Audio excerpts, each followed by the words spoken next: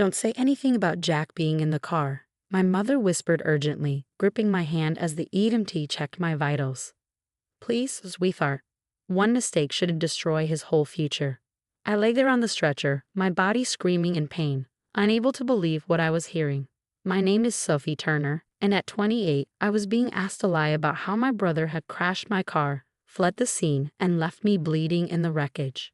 The EMT, Kate, looked up sharply at my mother's words, her experienced eyes narrowing.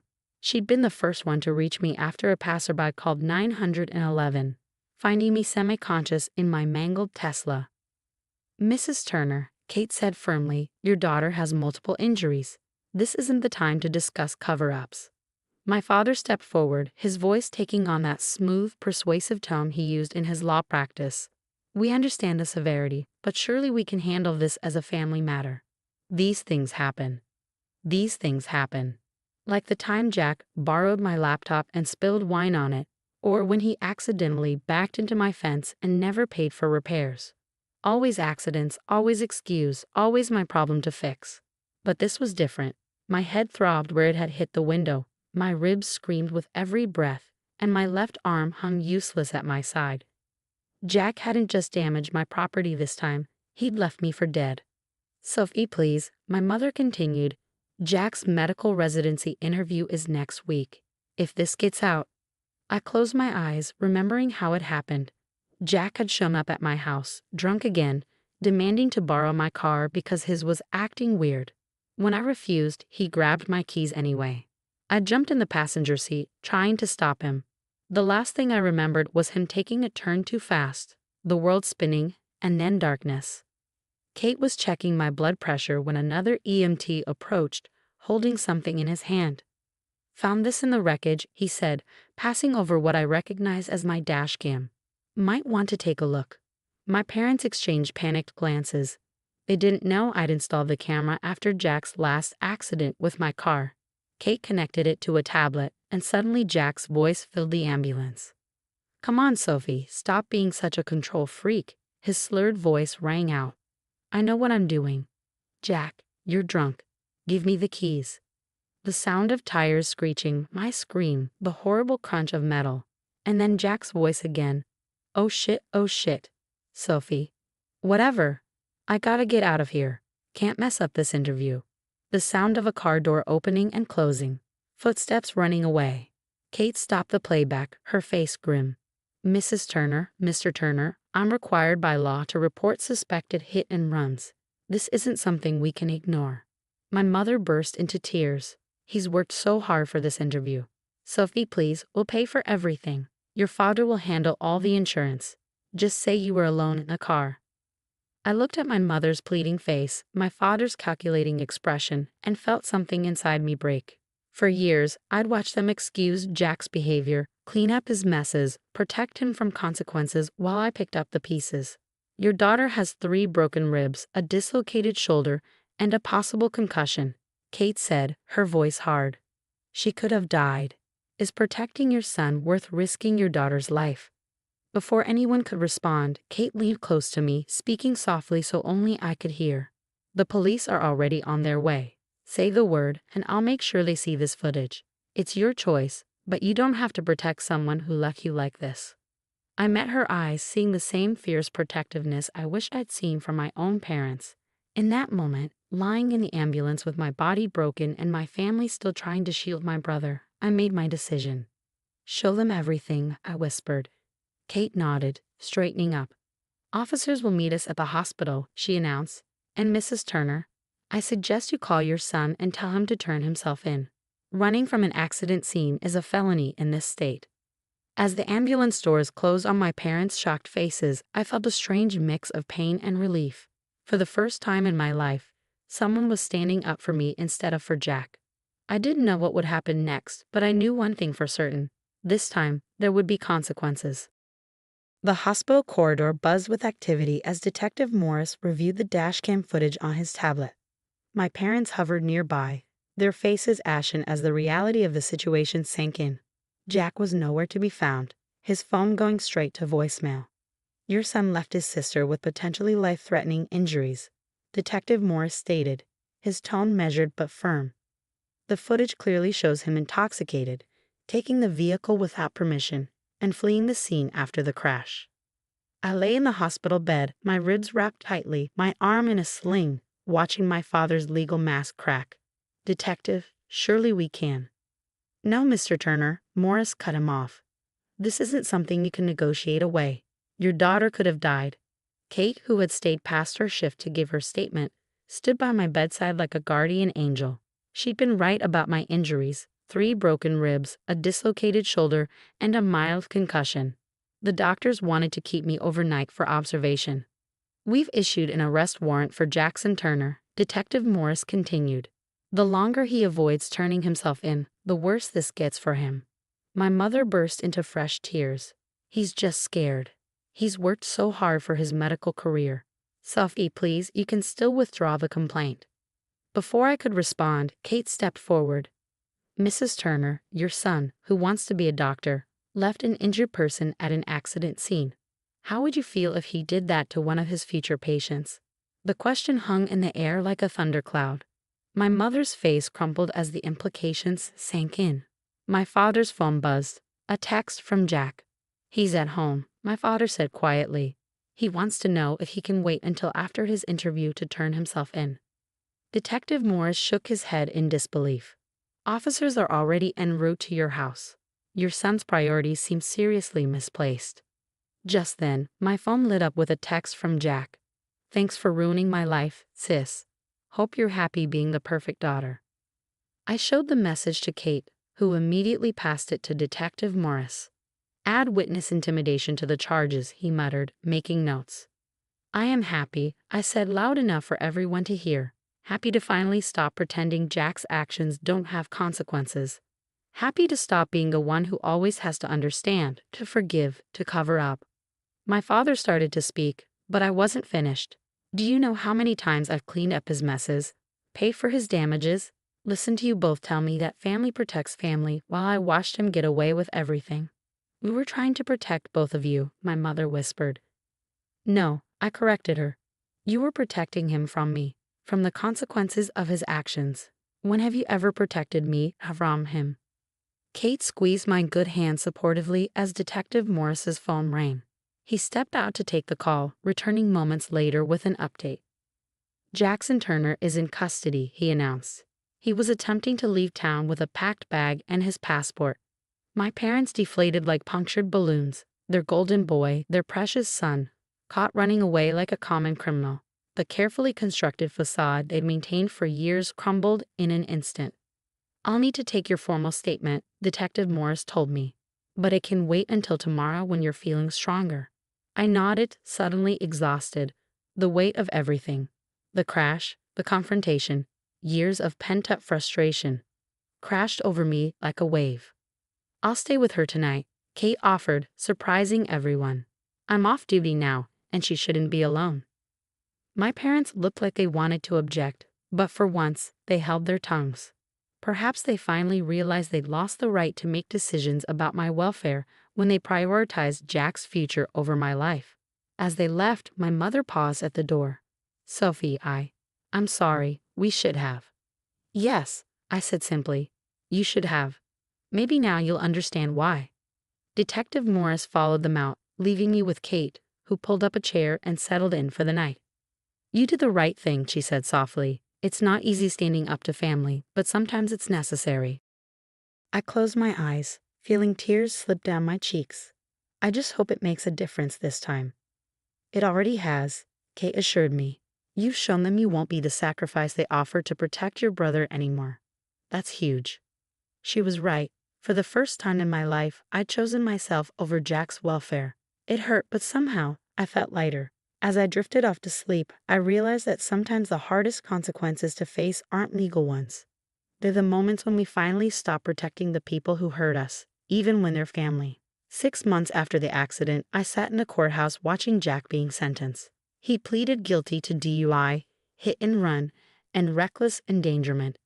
The medical residency was off the table. No hospital wanted a doctor who'd abandoned an injured person. "Your Honor," Jack's attorney began, "my client has shown remorse." "Has he?" the judge interrupted, glancing at the pre-sentencing report. Because I see multiple texts harassing the victim, his own sister, attempts to flee jurisdiction, and a history of similar incidents that were handled privately. My parents shifted uncomfortably in their seats. The family's pattern of covering up Jack's behavior had come to light during the investigation, becoming part of the prosecution's case. Each revealed incident showed a clear escalation that could have been prevented if he'd faced consequences earlier. 2 years, the judge announced. 1 year to be served in county jail, 1 year suspended with mandatory rehabilitation and community service at a trauma center. Perhaps treating accident victims will help you understand the gravity of your actions. Jack's face crumpled. Gone was the arrogant brother who'd always escaped punishment. In his place sat a man finally facing the reality of his choices. Outside the courthouse, Kate waited by her car. She'd become more than just the EMT who saved me. She was now one of my closest friends. We met weekly for coffee, and she'd helped me through the difficult months of physical therapy and family drama. "How did it go?" she asked, pulling me into a gentle hug. 2 years, I replied. He actually has to face consequences for once. My parents approached hesitantly. They changed too, though it hadn't been easy. Family therapy had revealed decades of enabling behavior, with me cast as the responsible child who had to accommodate Jack's chaos. "Sophie," my mother said softly, "we're going to visit your brother next week. Would you consider coming?" 6 months ago, this would have been a demand disguised as a request, followed by guilt-tripping if I refused. Now, there was genuine uncertainty in her voice. She'd learned she no longer had the right to expect my compliance. "Not yet," I answered honestly. "I'm not ready." My father nodded, accepting my decision without argument. "Another change. We understand. We're trying to do better." They were.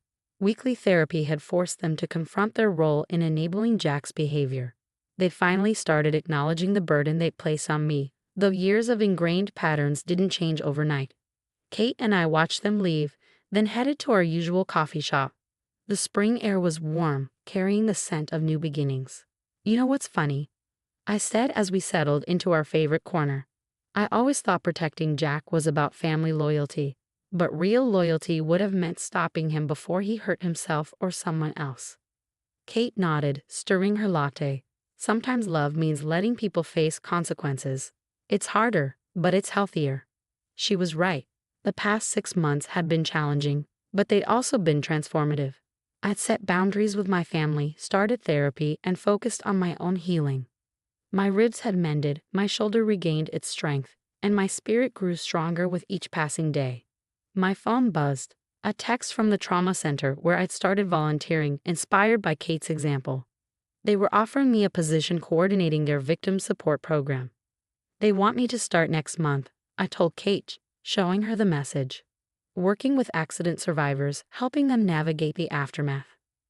"Taking your experience and using it to help others," Kate smiled. "That's turning pain into purpose." Later that evening, I received an unexpected letter from Jack. Unlike his previous messages full of blame and self-pity, this one was different.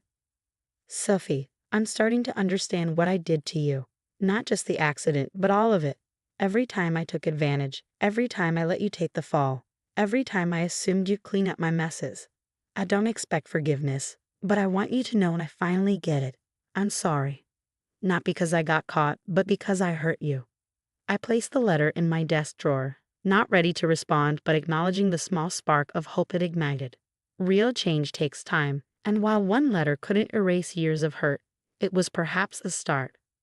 Looking out my window at the setting sun, I thought about how one moment of standing up for myself had triggered such massive changes. My brother was facing consequences, my parents were confronting their enabling patterns, and I was building a life centered on my own well-being rather than managing Jack's chaos. Kate's words from that night in the ambulance echoed in my mind. "You don't have to protect someone who left you like this." She was right. Sometimes the bravest thing we can do is stop protecting those who hurt us, especially when they're family. "Oops, did I forget to invite you again?" Sarah's voice oozed mock sympathy as she adjusted her oversized designer sunglasses. "You know how hectic things get when I'm organizing our family park days." I stood frozen in my mother-in-law's gleaming, magazine-worthy kitchen, still holding the juice box my daughter Emma had dropped moments earlier. She'd spotted the photos on the fridge, pictures of her cousins laughing on swings, flying kites, picnicking in Wellington Park. Not a single one included her. I'm Olivia Martinez, and for the past 2 years, I've been politely, systematically left out of every Sunday gathering. Not that Sarah would ever admit it. Her brand of cruelty wasn't loud or obvious. No, she preferred the art of exclusion disguised as forgetfulness. It's fine, I manage, but the words shook slightly. Emma just misses playing with her cousins. Sarah smiled as she arranged fresh flowers in a crystal vase. Well, you know how it is. Family traditions matter. We've been doing these park days since Michael and Lisa were kids. She lingered on the word family, the way she always did, like it didn't include me, despite 6 years of marriage to her son James. Back home, Emma carefully colored drawings for cousins who never saw them, asking every weekend if this was the day we joined the family. Telling her no each time had started to feel like a slow betrayal. And Sarah always had an excuse. Oh, I thought James told you, or the group chat must be acting up again. As if I'd ever been added to that mysterious chat in the first place. Never mind that James usually worked Sundays in the ER. That evening, walking home beneath budding trees and blooming lilacs, something caught my eye. Wellington Park wasn't the only green space around. Maple Grove was just 2 blocks over, with its wooden adventure playground and duck pond. Cedar Park had trails and shaded groves. Pioneer Park had the best climbing structures in town. I was so caught in thought, I almost collided with Mrs. Rodriguez, our sprightly elderly neighbor out walking her golden retriever, Luna. Careful, Maija, she said, steadying me with a hand surprisingly firm. You look like your head's somewhere else entirely. Maybe it was the warmth in her voice or the way her eyes reminded me of someone who'd seen their share of unfairness. But before I knew it, I was telling her everything. About the park days, the missing invitations, Emma's quiet heartbreak. She listened closely, nodding. You know, she said, there are so many kids in this neighborhood who love something like that. My granddaughter Sophia visits, but she hasn't made friends here yet. And the Patel twins next door. Always peeking out the window, too shy to join in on their own. An idea sparked. What if we started something new? I asked slowly. A neighborhood adventure club. Different park every weekend. Open to everyone. Her face lit up. Now that's what this place needs, and Luna would love the company. That night, sleep was impossible. My mind buzzed with possibilities. I opened my laptop and started designing flyers. Join the Weekend Wanderers. Explore a new park each Sunday. Games, activities, community fun for all families. By morning, Emma was helping me tape flyers to lamp posts and mailboxes, chattering about treasure hunts and flower crown stations. Can I show the other kids how to make the crowns like you taught me? She asked.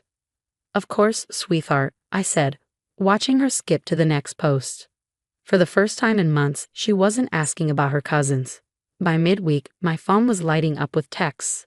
The Paddles offered to share traditional Indian games. Mrs. Chen promised her famous cookies. The Williams family had sports gear to lend.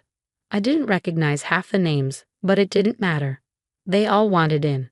That Sunday, I stood at the entrance of Maple Grove, heart pounding.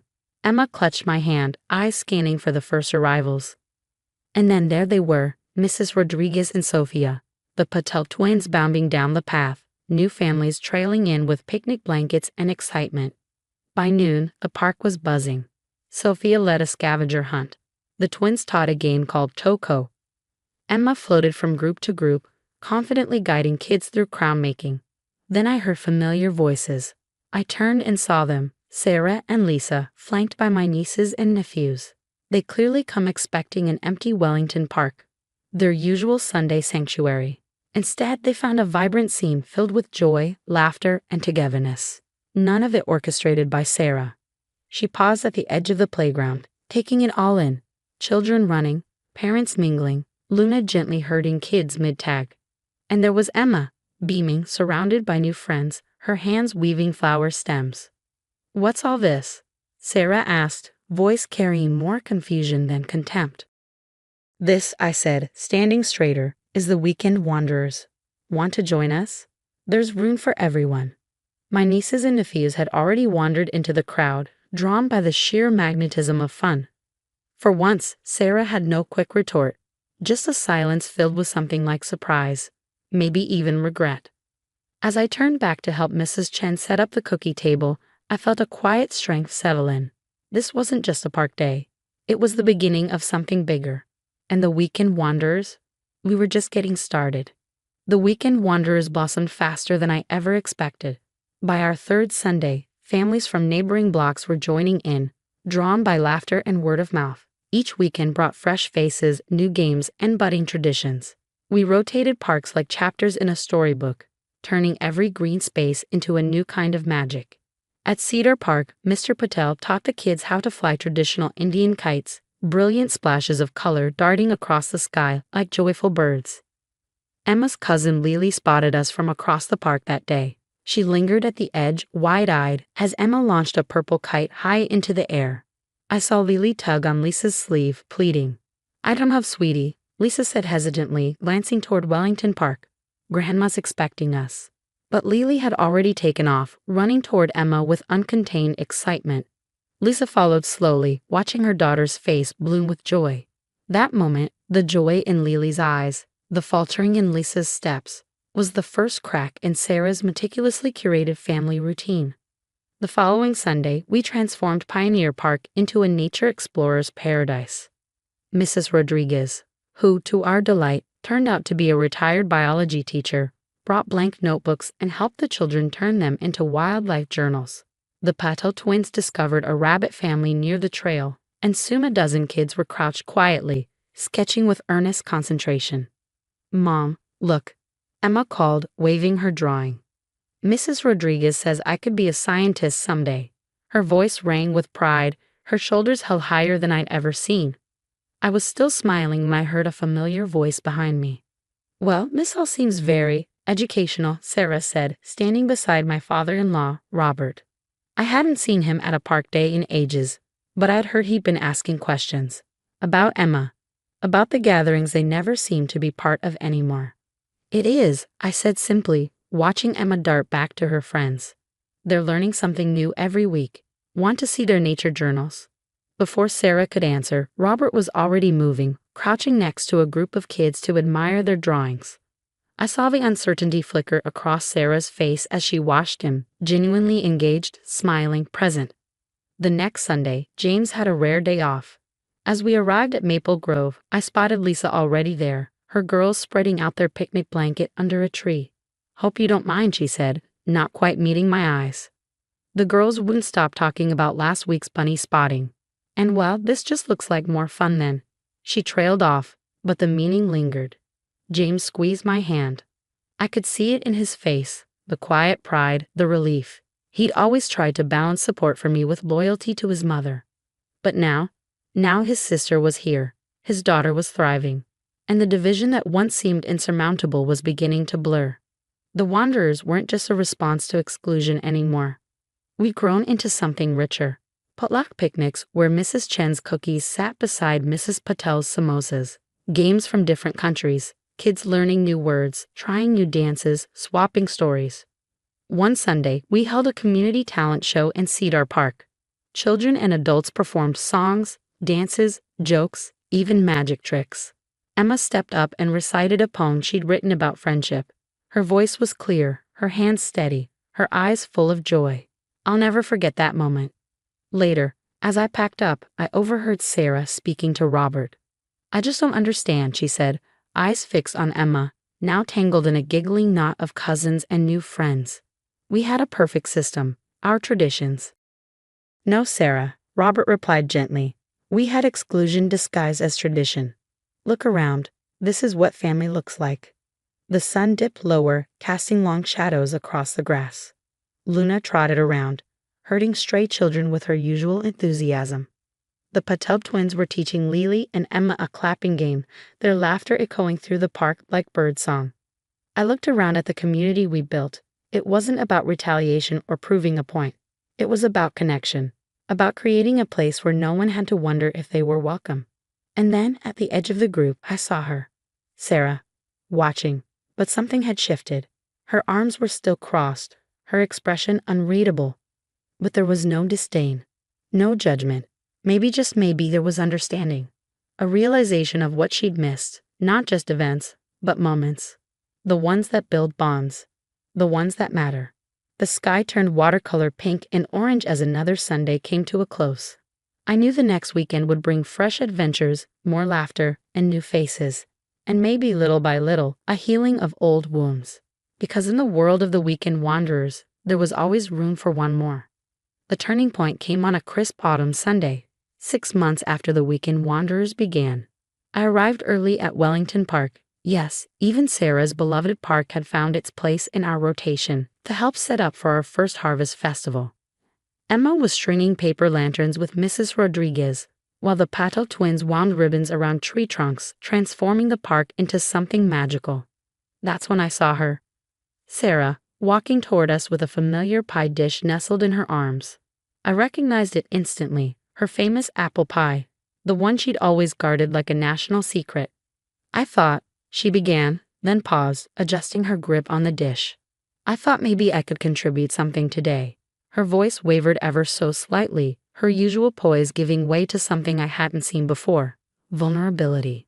Emma spotted her and beamed. "Grandma, come see what we're making." She dashed over, seized Sarah's free hand, and tugged her toward the crafts table, where kids were weaving leaf crowns with sticky fingers and big smiles. Sarah hesitated for only a heartbeat before letting Emma lead her. I watched as her posture relaxed, her crisp edges softening while Emma showed her how to layer the leaves just right. It was subtle, but something had shifted. "Well, would you look at that?" Mrs. Rodriguez murmured beside me, her dog Luna wagging as if in approval. "Even the thickest walls can crumble, given time." The Harvest Festival was our most vibrant gathering yet. Tables overflowed with food.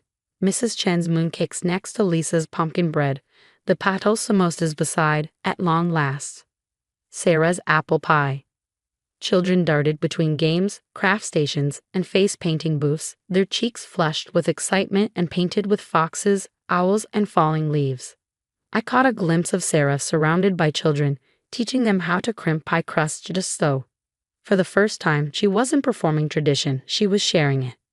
That afternoon, as I packed up leftover supplies, Sarah approached me. Her tone was quiet, almost unsure. "Olivia," she began, twisting her wedding ring the way Emma did when she was nervous. "I've been thinking about what Robert said.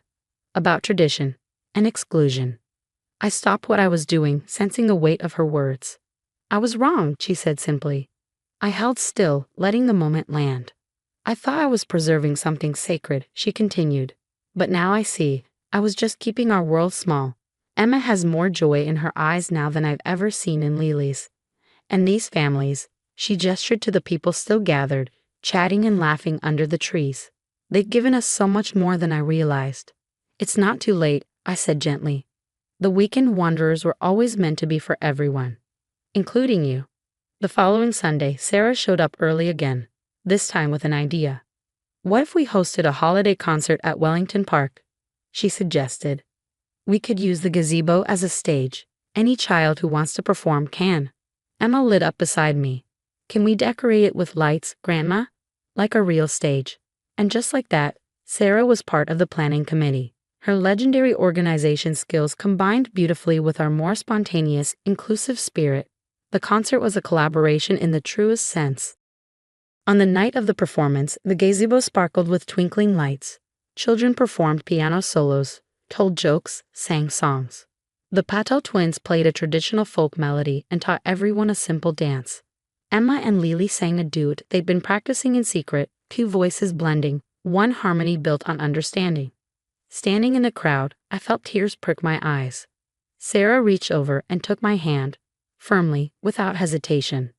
"I always thought I had to hold everything together," she whispered. "Keep it perfect.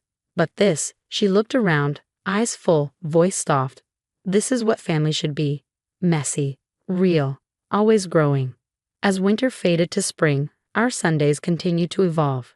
Sarah's sharp eye for detail became invaluable as our events grew. She started hosting cooking classes, inviting anyone who wanted to learn her treasured recipes, including that once untouchable apple pie. The weekend wanderers became more than a neighborhood group. It became a symbol. New families moving in would hear about us and show up on a Sunday, unsure at first, then leave with full hearts and new friends. Children who once sat alone now led games, ran craft tables, and told jokes into the park mic. Almost a year in, I watched Emma show a new girl how to braid flowers into a crown, just like I taught her months ago. The girl smiled, shy but blooming, and I was reminded of who Emma used to be, who we used to be. Sarah sat beside me on the bench, hands folded in her lap as she watched her grandchildren play. You know, she said thoughtfully, I spent so long chasing perfect memories, I forgot that the best ones happen when you let go. She smiled at Emma, who was now leading a parade of children through the grass. Thank you for helping me remember. The Weekend Wanderers had started as a way to fill a gap, to answer the sting of exclusion. But it had grown into something far deeper, a community stitched together with open hands, shared meals, and laughter echoing across open fields. And in the end, we didn't just create a place where others belonged. We healed our family too. As the sun dipped low and Emma ran to hug her grandmother, her flower crown slipping sideways on her head, I caught Sarah's eye. She smiled, not the tight, rehearsed kind, but one full of peace, of presence, of pride. Some traditions are inherited, but the best ones are made together. I just don't understand why you'd buy such a tiny house, Emma, my sister-in-law, said with her trademark condescending smile. How do you even breathe in here? She stood in my cozy living room, making a show of fanning herself as if the walls were closing in. I'm Sarah Mitchell, and at 34, I thought I finally created the perfect home for my family. Our 1,200 square foot house might not be a mansion, but with its charming character and a large backyard that had so much potential, it was everything we dreamed of. My husband Tom and I had spent months finding the perfect place within our budget, somewhere our two kids could grow up with a yard to play in. But according to Emma, we might as well have moved into a cardboard box. Actually, we love the size, I replied, keeping my voice steady. It's perfect for us and the backyard. Oh, honey, she interrupted, waving her manicured hand dismissively. You can't seriously expect us to have family gatherings here. There's barely room to turn around. She peered through our kitchen window at our backyard, which admittedly needed work. And that space out there looks like a jungle. I felt Tom tense beside me. His sister had always been like this, ever since we got married 5 years ago. Everything we did was somehow wrong, too small, too simple for her sophisticated tastes. Her own 4,000 square foot house in the expensive part of town was her favorite topic of conversation. We're hosting Thanksgiving this year, Emma announced, scrolling through her phone. Mom agreed it makes more sense at my house. You understand, right? We need space for everyone to be comfortable. By everyone, she meant our small family of 8. Tom's parents, Emma and her husband, and the 4 of us. Our house could easily fit them all, but Emma had decided otherwise. That evening, after she left, I stood in our backyard looking at the overgrown space. It was big, almost a 1/4 acre, currently just wild grass and a few scattered trees. We'd been planning to do something with it, but between moving in and settling the kids into their new schools, we hadn't had the time. Don't let her get to you, Tom said, joining me outside. Emma's always been a snob. I finished, managing a small smile. He laughed, wrapping an arm around my shoulders. I was going to say particular, but yeah. I leaned into him, my mind starting to work. The backyard really did have potential. A lot of potential. You know what? Maybe Emma's right. Sarah? No, hear me out. This space is too big for just us. But what if? I walked further into the yard, ideas beginning to take shape. What if we did something bigger? Something for the whole neighborhood? The next day, I noticed Mrs. Torres, our elderly neighbor, tending to her small container garden on her apartment balcony. She lived alone and grew the most beautiful tomatoes I'd ever seen. Then there was the young couple across the street, always talking about wanting to grow their own vegetables but lacking the space in their rental. I started researching, learning about community gardens, urban farming, and sustainable living. The more I read, the more excited I became. Our backyard could become something special, not just for us, but for everyone around us. When I shared my idea with Tom, his eyes lit up. You want to turn our backyard into a community garden? Why not? We have the space. The neighborhood doesn't have anything like it. And imagine teaching the kids about growing their own food. We spent the next week planning. I drew up designs, marking spaces for individual plots, common areas, and even a small playground for the kids. Tom, who worked in construction, helped me figure out the logistics of irrigation and soil requirements. The first person I approached was Mrs. Torres. Her face brightened immediately. A community garden? Oh, Corita, that would be wonderful. My balcony is so small, and I miss having real earth under my fingers. Word spread quickly. The young couple across the street, Mike and Lisa, offered to help with the initial clearing. Other neighbors started showing interest, offering tools, expertise, and enthusiasm. One Saturday morning, as we began clearing the yard, Emma drove by. She slowed down, watching the small crowd of neighbors working together, confusion clear on her face. Later that evening, she called Tom. "What is Sarah doing to your yard?" she demanded. "It looks like she's destroying it. Mom is worried sick about your property values." Tom put the call on speaker so I could hear. "Actually, we're creating a community garden. The whole neighborhood's involved." "A what? Oh my God, you can't be serious. First a tiny house, and now you're turning your yard into some kind of public vegetable patch. What will people think?" I took the phone from Tom. "They'll think we're building something beautiful for our community, Emma. You're welcome to join us." "Join you? Playing in the dirt with strangers? I don't think so." She hung up, and I could almost hear her eyes rolling. But we kept working. Every weekend, more neighbors joined in. Mr. Lee, a retired landscaper, helped us design proper drainage. The local hardware store, hearing about our project, offered us a discount on supplies. Even our kids got involved, excited about having their own small plot to tend. As spring approached, our backyard transformed. Raised beds took shape, paths were laid, and the first seeds were planted. We installed benches, created a charming entrance arch, and set up a community bulletin board. What had once been an overgrown mess was becoming something magical. Emma drove by occasionally, each time with a more pinched expression on her face. But we were too busy to care.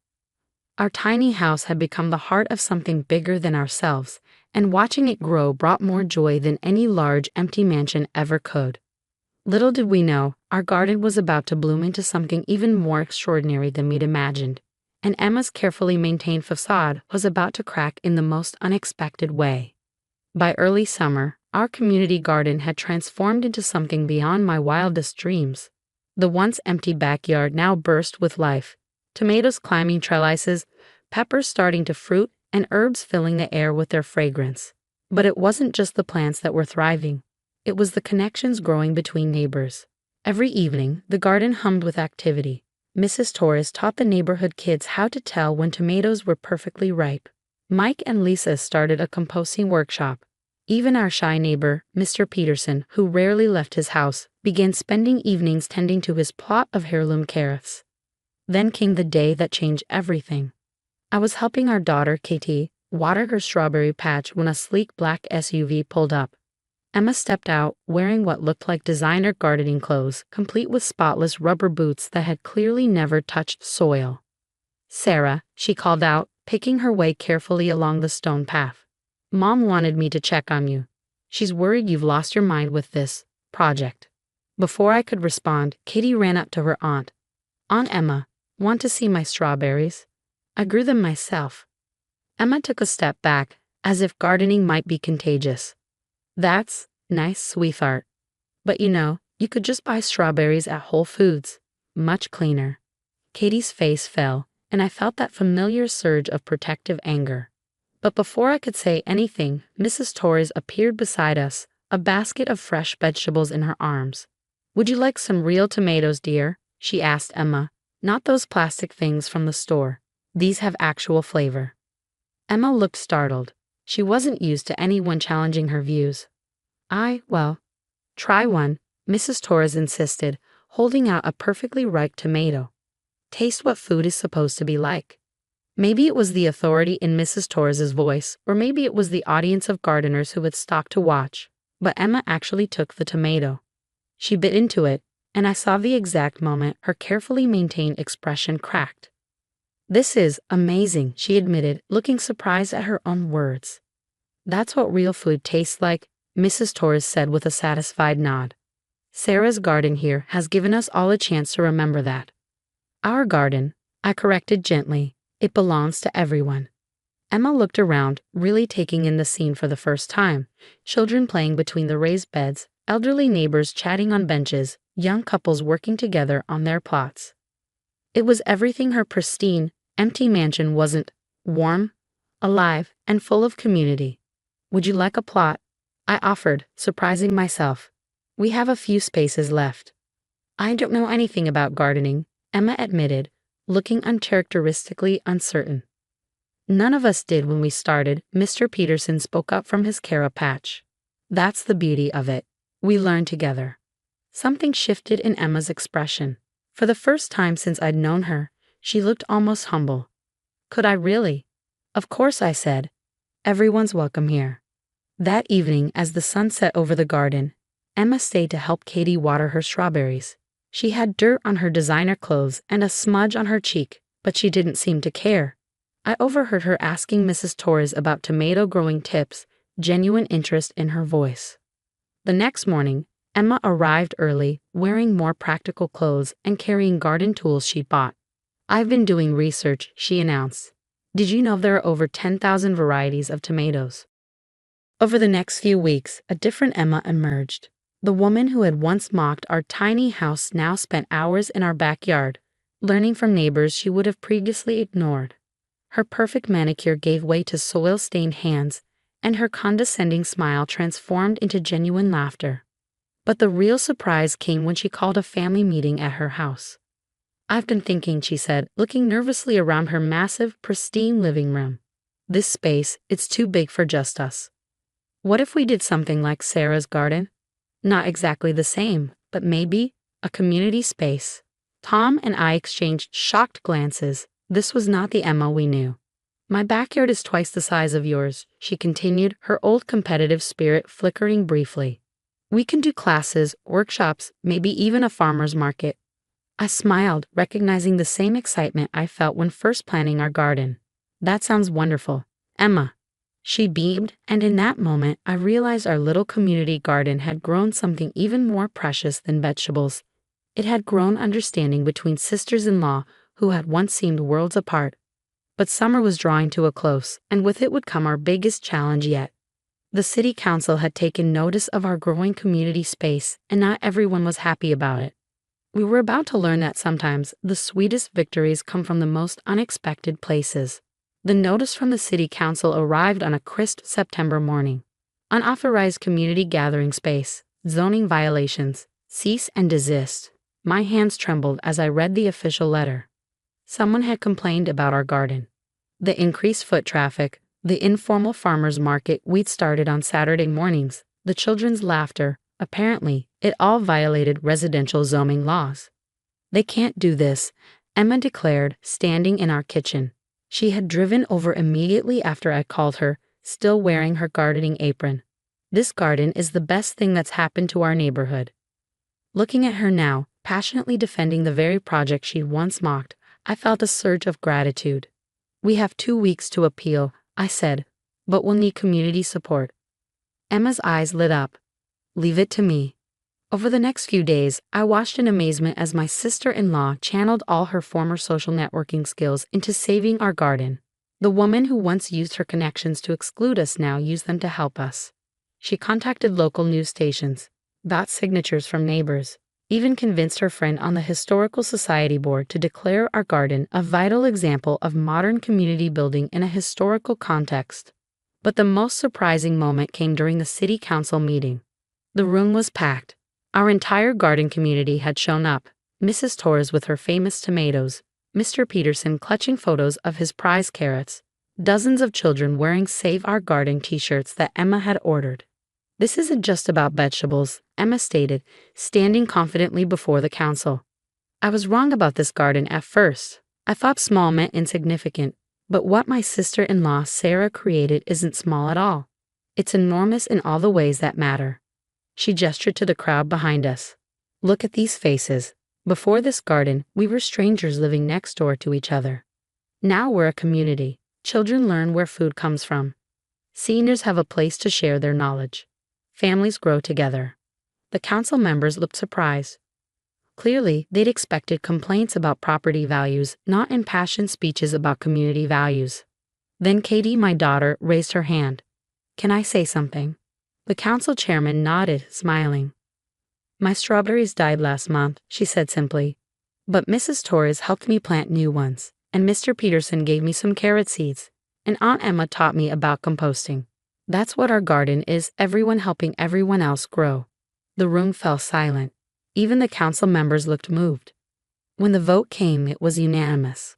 Not only could our garden stay, but the council also created a new community green space designation to protect similar projects in the future. They even offered grants for expanding such initiatives.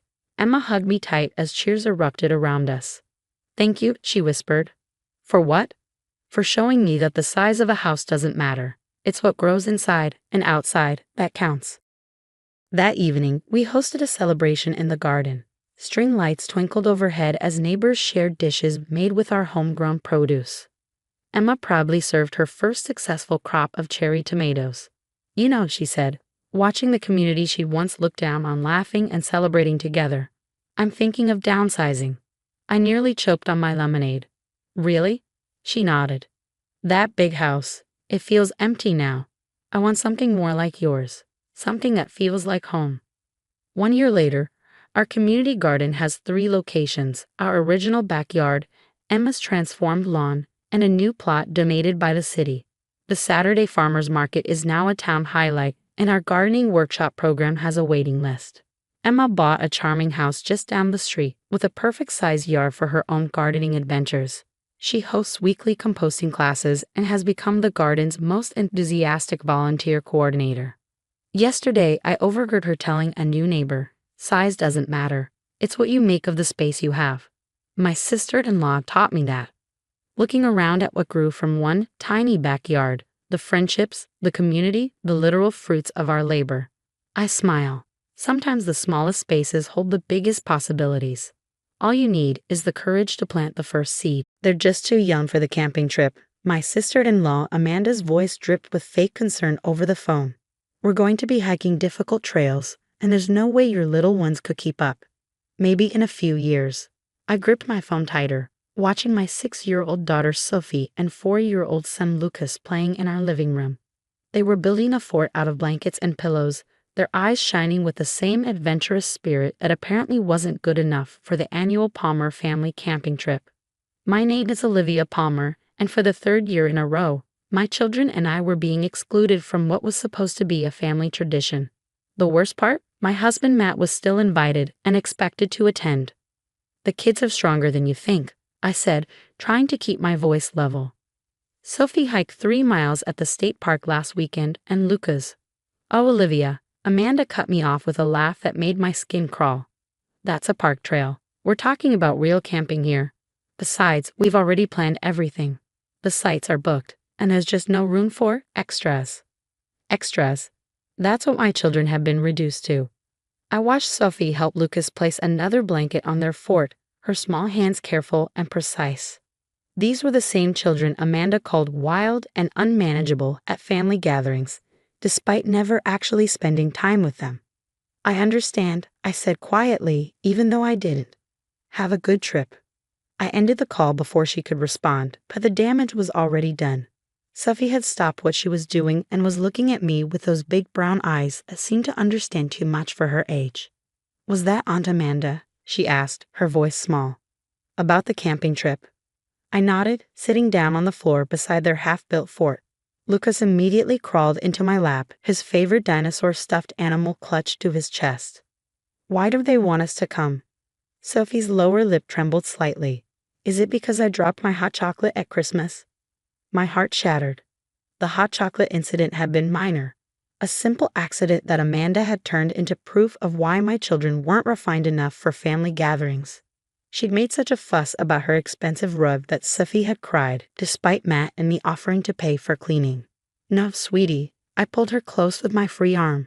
"It has nothing to do with that. Aunt Amanda just thinks. She thinks the trip might be too difficult for you both. But I'm strong." Lucas piped up, flexing his little arms.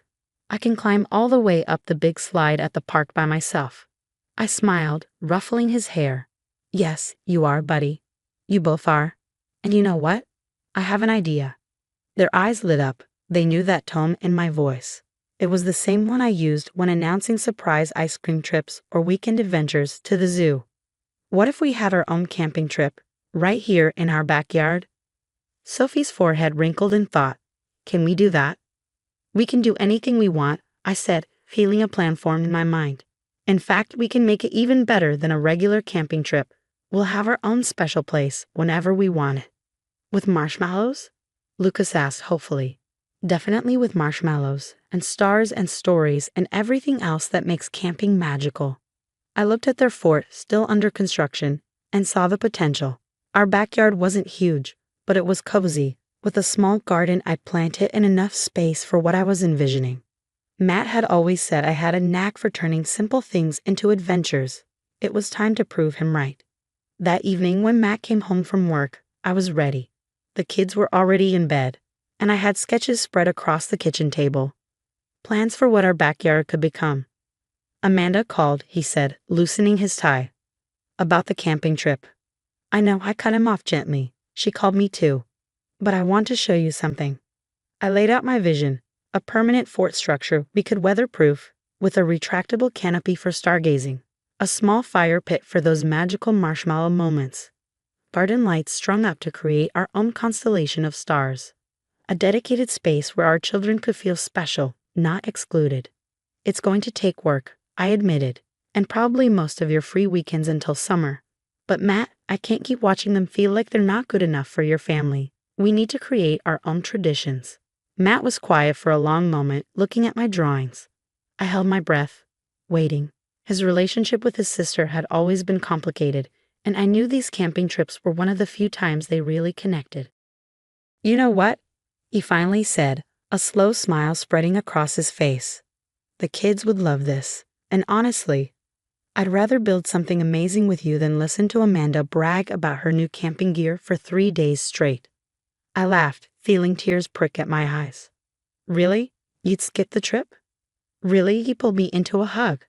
Besides, I've seen what you can do with a simple blanket fort. I can't wait to see what you'll create with actual lumber and a power drill. That night, as I lay in bed sketching more details for our backyard transformation, I felt something I hadn't in a long time when it came to family activities: excitement. Amanda might have her exclusive camping trips, but we were about to create something far more magical. And the best part, it would be ours, all ours. Free from judgment and exclusion. A place where my children could be themselves, where adventure didn't have prerequisites or age limits. Little did I know, our backyard project was about to become so much more than just an alternative to a camping trip. It was about to change everything. The transformation of our backyard began on a sunny Saturday morning in April. Matt and I had spent weeks researching, planning, and gathering materials. Sophie and Lucas bounced with excitement as they watched their father unload lumber from his truck, their small hands already clutching the plastic tools we'd bought them to help with the project. Can I paint it blue? Lucas asked, trailing behind Matt with his toy hammer. Blue like the sky. We'll let you both pick the colors, I promised, setting up our workstation. But first, we need to build the foundation. The basic structure took shape over that first weekend, a raised platform with sturdy posts that would support the retractable canopy. Matt's engineering background proved invaluable as he calculated angles and ensured everything was perfectly level. I focused on the details that would make it magical: built-in storage benches for camping supplies, a special shelf for our growing collection of battery-operated lanterns, and a dedicated space for our adventure log, where the kids could document their backyard expeditions. Word spread quickly through the neighborhood. Our next-door neighbor, Mrs. Thompson, brought over lemonade and cookies, watching with amusement as Sophie proudly showed off her construction site supervisor badge I'd made her. This is quite the project, she remarked, helping me string up the first set of garden lights. Amanda called me yesterday, wanted to know what all the noise was about. I paused in my work, trying to keep my expression neutral. Of course Amanda had called. She made it her business to know everything happening in the family circle, even though she lived across town. She seemed quite concerned, Mrs. Thompson continued, a knowing look in her eyes. Said something about it being a shame you weren't joining their camping trip instead of wasting time on this. I felt my cheeks flush, but before I could respond, Lucas came running over with his latest discovery, a painted rock he found while helping dig holes for the posts. "Look, Mommy, it's got sparkles." His entire face lit up as he showed us his treasure. "Can we make a special place to keep camping rocks?" "Of course we can, buddy," I smiled, pulling him close. "In fact, why don't we create a whole nature collection corner?" Mrs. Thompson watched our interaction with a soft smile. "You know," she said quietly, "I think some people confuse exclusivity with excellence. What you're building here? This is excellence." Her words stayed with me as we continued working. Every weekend brought new progress and new magical moments. Matt installed solar-powered fairy lights that created patterns like constellations on the canopy. I set up a weatherproof cabinet filled with field guides, magnifying glasses, and other tools for backyard exploration. The kids decorated their nature collection corner with found treasures, interesting rocks, pressed flowers, and fallen feathers. We were putting the finishing touches on our creation when my mother-in-law dropped by unannounced. I was up on a ladder, hanging wind chimes that Sophie had helped make, when I heard her sharp intake of breath. "What in the world is all this?" I turned to see her standing on our back patio, designer purse clutched tightly as she surveyed our work. Behind her, Matt emerged from the shed with more supplies, and the kids looked up from where they were arranging their latest rock collection. "We're building our own camping spot," Lucas announced proudly. "Want to see my special corner?" Before she could respond, Sophie grabbed her grandmother's hand and began giving her the grand tour we'd practiced. She showed her the built-in benches that doubled as storage, the retractable canopy for stargazing, and the string lights that made patterns on the walls at night. "And look," Sophie said, pointing to our adventure log, "we write down everything we discover, just like real scientists." I watched my mother-in-law's expression shift from skepticism to something softer as Sophie flipped through pages filled with childish drawings of butterflies and pressed leaves. Lucas joined them, eagerly showing off his growing rock collection, each one labeled in his wobbly handwriting. "They did most of the decorating themselves," Matt said, coming to stand beside me. "Pretty impressive, right?" His mother touched one of the wind chimes gently, listening to its soft melody. "It's not what I expected," she admitted. "Amanda said you were building some sort of shed." "Amanda says a lot of things," I replied quietly, but without bitterness. Our backyard haven had taught me that the best response to exclusion was creation, not retaliation. "Grandma, will you stay for our first official campfire?" Sophie asked, eyes bright with hope. "Daddy's going to teach us how to make the perfect s'mores." I held my breath, waiting for the polite refusal, the excuse about prior commitments. But something had shifted in my mother-in-law's demeanor as she took in the joy on her grandchildren's faces.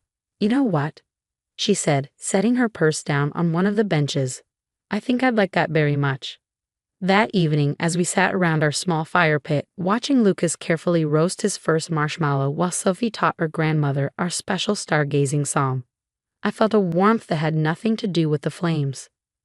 We had built more than just a backyard camping spot. We had created a space where memories could grow, where exclusion had no power, and where every adventure was welcome. The best part? The real turning point came during the long weekend when Amanda and her group returned from their annual camping trip.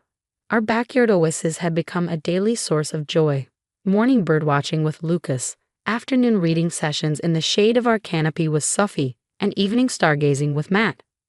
I was helping the kids set up for their weekly Explorers Club meeting, a tradition they'd started themselves. When my phone buzzed with multiple notifications, Amanda had posted photos from their trip, perfectly posed shots of adults looking uncomfortable in designer outdoor gear, carefully filtered images of untouched camp meals. But what caught my attention were the comments from her own children. "Mom, why can't we have a cool fort like Sophie and Lucas? Can we go visit Aunt Olivia's backyard camp? I want to learn about rocks too." Amanda had deleted the comments quickly, but not before other family members had seen them. Within hours, my phone was ringing. My nieces and nephews were begging their parents to visit our backyard haven. The first to cave was Amanda's husband, Tom. He showed up one Saturday morning with their kids, looking somewhat sheepish. "The kids haven't stopped talking about your setup," he admitted. "Would it be okay if they joined today's activities?" I smiled, watching his children's eyes widen as they took in our magical space. Of course. Sophie and Lucas are about to start their morning nature walk. They'd love some exploring companions. What followed was pure joy. The children fell into an easy rhythm together, Sophie proudly showing her cousins how to use the magnifying glasses, Lucas teaching them his special rock-finding technique. Their laughter filled the air, pure and uninhibited.